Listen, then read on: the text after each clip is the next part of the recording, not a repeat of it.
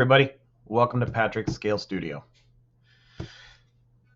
I decided I wanted to start a new project to run concurrently with the USS Curtis Wilbur.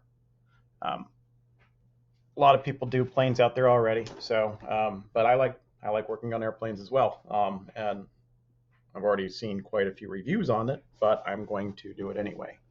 I'd like to build this one. This was a Christmas present. It's the Hawker Hurricane Mark IIB by Revell in scale 132. It's a very nice kit. I've seen all the reviews online, so I won't bore you with the details of the review, but over a quick parts breakdown. But first,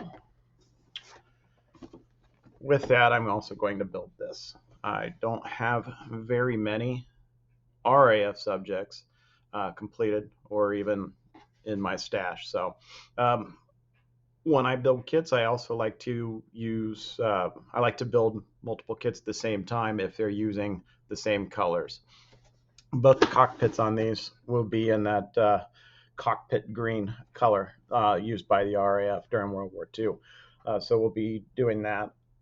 And then, they're also both RAF subjects, both in 1/32 scale. This is the Supermarine Spitfire Mark 9C. Great kit. I've seen reviews for this online as well. Different manufacturers, Tamiya, Revell. Different price points on the kits also. Last I checked for the Tamiya, you could go online and score one of those from Amazon for about $90. You can go on Amazon and get the Revell Hurricane for about $60. Parts count's going to be different. Revell's got 118 parts on there. We'll go ahead and have just a brief quick look. I've already taken almost everything out of the bags. But the pieces are really nicely molded. This is a A-level attempt by Revell. Usually a lot of their kits get a lot of grief from everybody due to not fitting very well or very soft detail or just inaccuracies in general. But this kit has really taken Revell offering to the next level. So we'll go ahead and clear parts. All look good.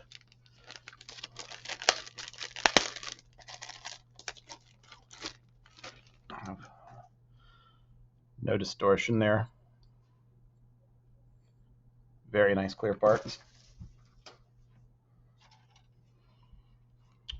Good detail like down here in the radiator.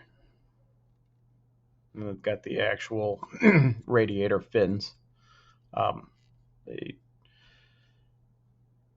250 caliber that go into the wings.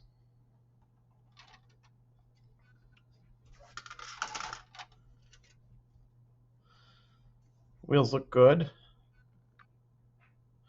All the detail looks good, and it's just generally a well done kit.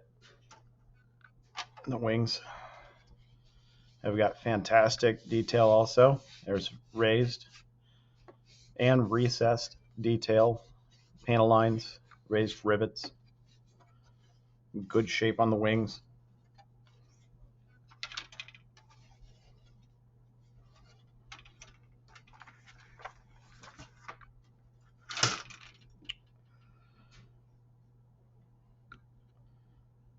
I'll have to look at doing something with the exhaust stacks though. But otherwise, everything looks pretty good. Some of this detail is pretty fine.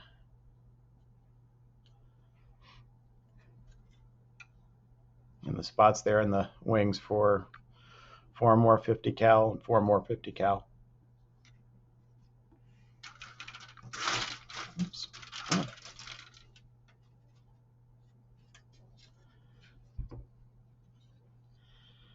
Just generally a very well done and well engineered and well thought out kit on how things were going to go together.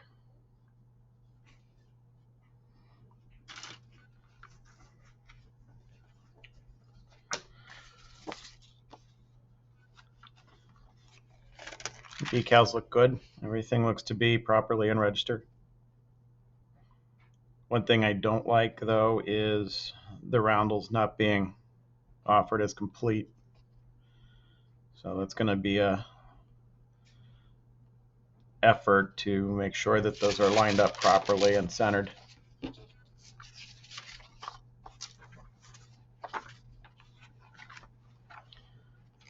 The instructions look great. Revell normally does a good job with their instructions.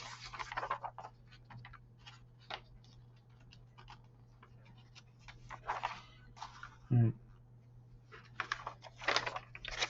looks like they've got a fairly comprehensive color call-out guide, but probably won't be going with their mixture for cockpit green. I always thought Tamiya XF71 cockpit green looked good, at least in my eyes. There may be other differing opinions, though. It's just a shame that this isn't just located in one chart, though. That'd be easy to reference. But it's nice. Their instructions always in color. Very well detailed, for their new kits at least. Their old kits, the instructions were kind of a train wreck.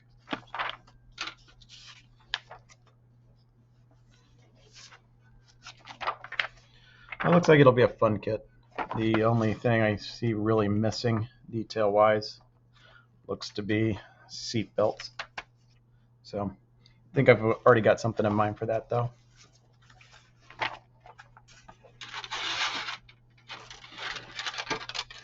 That's the Revell Hurricane offering.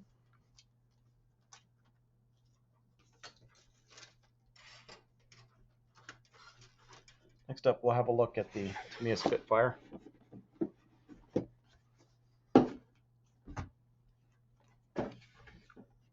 Parts count on this is significantly higher. Oh, look at that. Like I said, I thought I already had something in mind for seatbelts for the Hurricane. Let's take a look at their parts.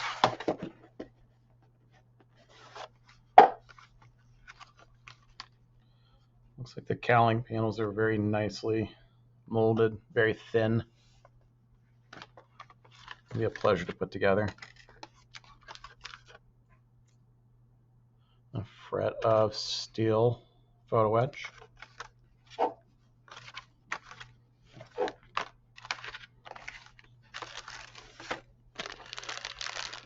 Oh, vinyl tires.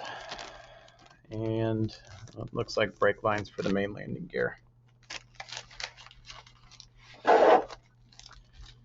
And the normal Tamiya hardware offering.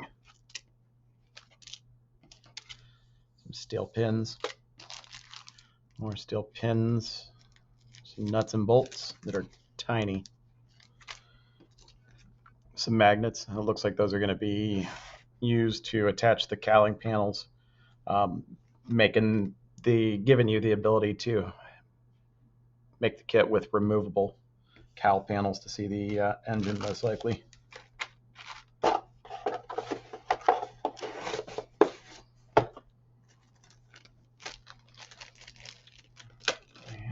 everything is stapled here. Clear parts. Clear parts look great. Looks like there's a mold seam though on the canopy. We'll have to scrape that off, sand it, polish it down to restore that back to clear. Sometimes that's a pain.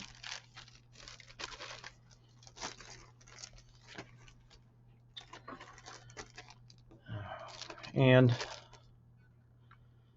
Tamiya's also got fantastic quality as far as the details and their parts go.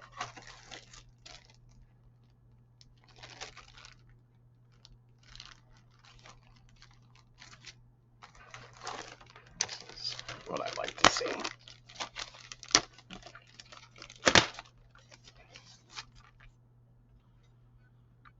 Yeah, and the fuselage halves are That's phenomenal. The detail is outstanding, superb. Just the faintest, very faintest hints of rivets. Panel lines are nice and thin.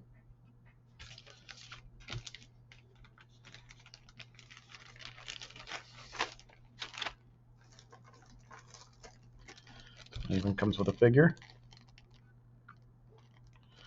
You have a figure standing or a pilot in the actual cockpit. Looks like some wing panels. That's concerning the main landing gear.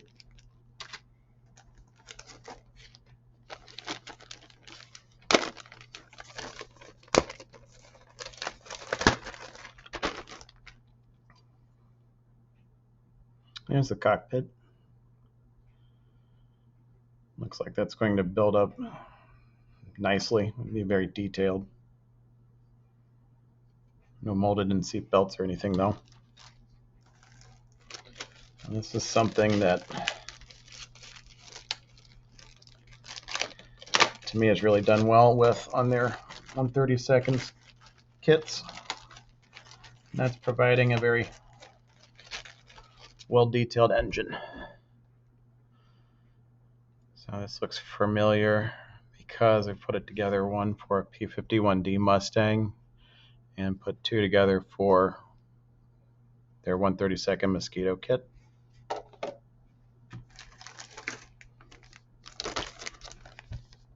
And firewall, engine bearers.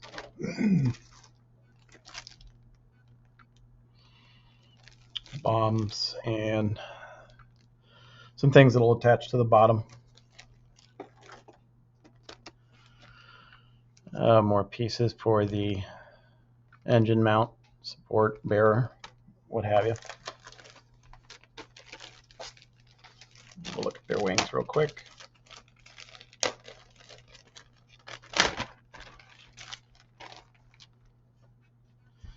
Just like the fuselage halves, this is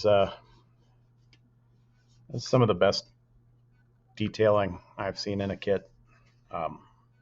Like I said, I put together the P-51D Mustang in 1/32, put together the Corsair in 1/32 by them.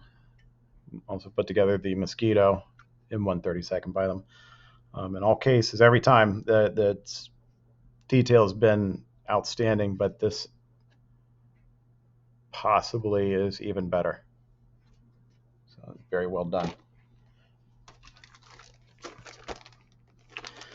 I'll get this one out too.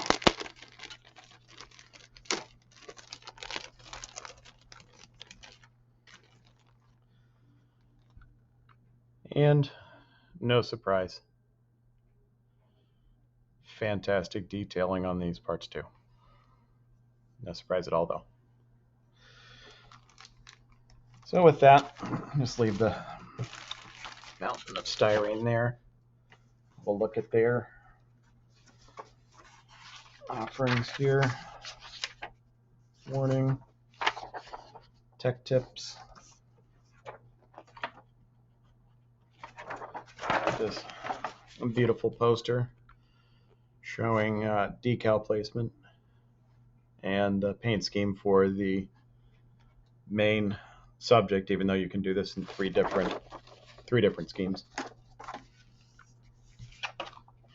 Another cool thing that to me always does is gives you some information. So if you came into this just because you thought it looked cool and had no idea at all on the history of the Spitfire, well, you can take this, look through it, and learn about your subject. And then additionally has these color photographs there. Looks like this is a used, not restored warplane.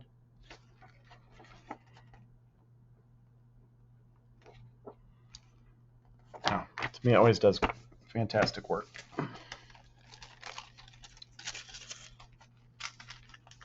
A lot of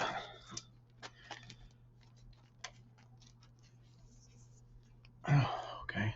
All right. Right there is for a display stand, because you can display this with a display stand. I think the display base that came with this when I opened this up a long time ago is long gone. Masking for the canopy, which is very nice.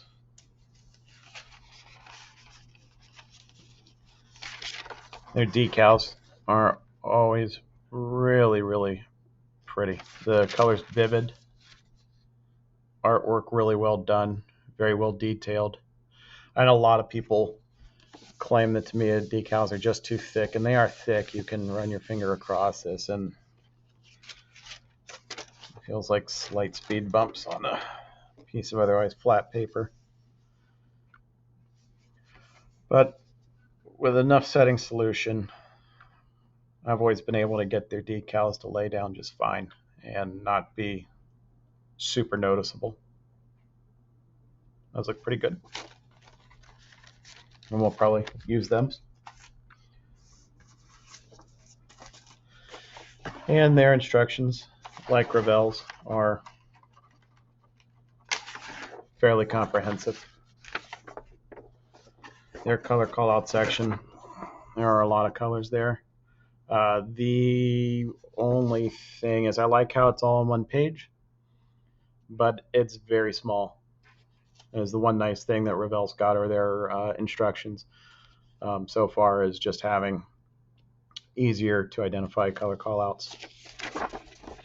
But at least these are all on one page, in one spot. Their instructions are just as detailed, though. They do include seat belts. It looks like that goes in that's the steel photo etch.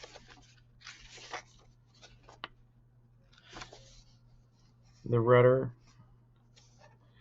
It looks like all the control surfaces actually are movable, which is a very nice feature.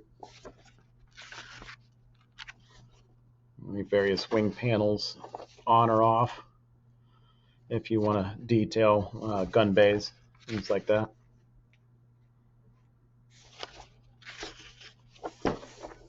There's the engine buildup. It looks nice.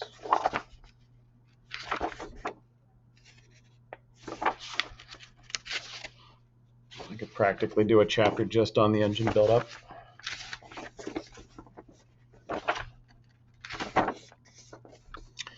Painting guide there for the pilot figures. Looks like common stencils. And here are the options other than the main scheme.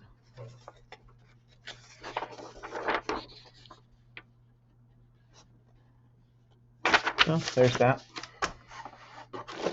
Yeah, I got one of these a while back when I got this kit.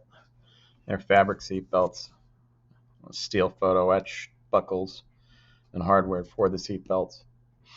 I have not put one of these together yet, ever. But I will probably take this and dedicate it to the Spitfire, and take the seatbelts from the Spitfire and apply those to the Hurricane. So both subjects will have full cockpits. Well, that leaves me with a mountain of styrene I've got to bag back up and put back in their boxes. Very first build video on this is going to be tackling the cockpits. So I hope you'll join me and follow along with me while I get through these two subjects concurrently with the USS Curtis Wilbur.